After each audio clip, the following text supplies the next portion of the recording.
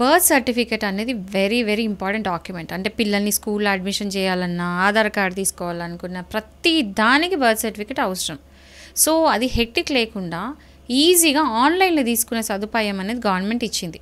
దీనికి ఏం చేయాలి అంటే బేబీ పుట్టిన తర్వాత CRS orgi.gov.in అనే వెబ్సైట్కి వెళ్ళి కొట్టినప్పుడు మీకు ఒక వెబ్సైట్ ఓపెన్ అవుతుంది. దాంట్లో రిజిస్టర్ బర్త్ అని కొట్టాలి.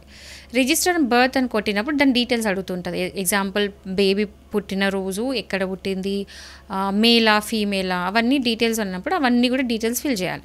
ఆ తర్వాత రిక్వైర్డ్ డాక్యుమెంట్స్ ప్లేస్లో ఆ డాక్యుమెంట్స్ అన్నీ కూడా అప్లోడ్ చేయాలి. ఎగ్జాంపుల్ ఏంటంటే వాళ్ళ తల్లిదండ్రుల ఆధార్ కార్డ్స్, మళ్ళీ ఏ హాస్పిటల్ పుట్టినో దానికి సంబంధించిన డాక్యుమెంట్స్ అవన్నీ కూడా వేయాలి.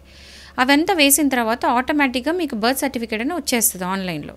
అది అంటే ఆ సర్టిఫికేట్ అయిపోతుంది, మీరు ప్రింట్అవుట్ తీసేసుకోవచ్చు ఆన్లైన్. ఈ సర్టిఫికేట్ అంటారు దాన్ని. ఓకే, అది తీసుకోవచ్చు, ఇన్స్టెంట్గా మీకు తీసేసుకోవచ్చు.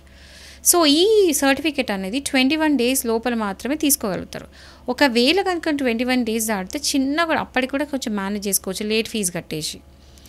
దానికి ఏంటంటే రిజిస్ట్రార్ నుంచి మళ్ళీ పర్మిషన్ తీసుకోవాలి ఉంటుంది, లేట్ ఫీ ఉంటుంది. ఒక 2 రూపీస్ to 200 రూపీస్, అంత ఎక్కువ ఉండదు ఫైన్. అంత ఫైన్ కట్టేస్తే కూడా తీసుకోవచ్చు. బట్ ఒకవేళ 1 year దాటితే మాత్రం చాలా పెద్ద ప్రాసెస్. దానికి ఏం చేయాలంటే మీరు మెజిస్ట్రేట్ దగ్గరికి వెళ్ళి అఫిడవిట్ ఫామ్లో ఇచ్చేసి దానికి సంబంధించిన ప్రతి ఒక్క ఫార్మాలిటీ చేసి లేట్ ఫీజు కట్టి అప్పుడు ఆ అఫిడవిట్ వేసి మళ్ళీ మీరు ఆ బర్త్ సర్టిఫికేట్ ప్రాసెస్ అంతా తీసుకోవాలి. సో 1 year దాటితే ఇంత పెద్ద ప్రాసెస్ ఉంటుంది. సో దానికంటే బెస్ట్ పాప కానీ బాబు కానీ పుట్టిన తర్వాత 21 days లోపల కనుక మీరు ఈ ఆన్లైన్ కనుక మీరు ఇది అప్లోడ్ చేసి అప్లై చేసుకుంటే మీకు వెంటనే ఇన్స్టెంట్గా మీకు బర్త్ సర్టిఫికేట్ అనేది వచ్చేస్తుంది.